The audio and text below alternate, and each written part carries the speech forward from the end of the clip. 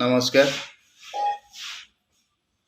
मु आउ थे आपण मानक स्वागत करुच्ची आम चैनल सत्यर दर्शन को।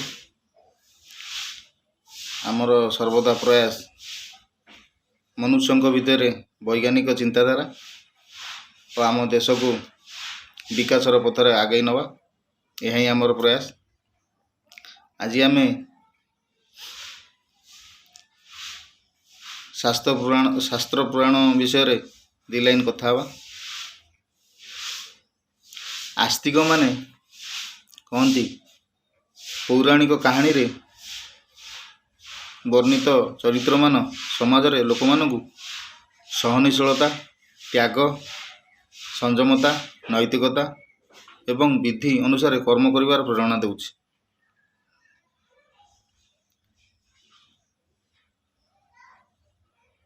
आस्तिक मानकर यही दाबी कौन सतरे ठीक?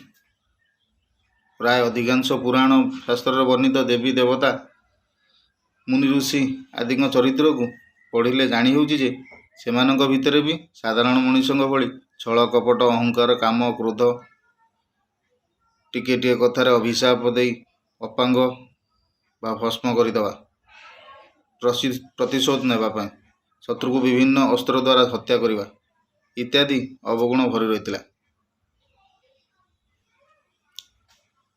पिलाटी दिनरू जो पिला यही सब शास्त्र पुराण पढ़ी पढ़ी बड़ होउछंती तांको पई तो उपरोक्त कर्म गुड़िक शास्त्र सम्मत हेब।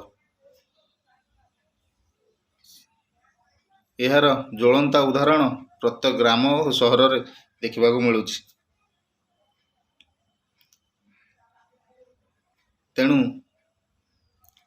शास्त्र पुराण रे वर्णित चरित्र मान आम समाज पई वास्तविक जीवन रे केते दूर ठीक केते दूर भूल।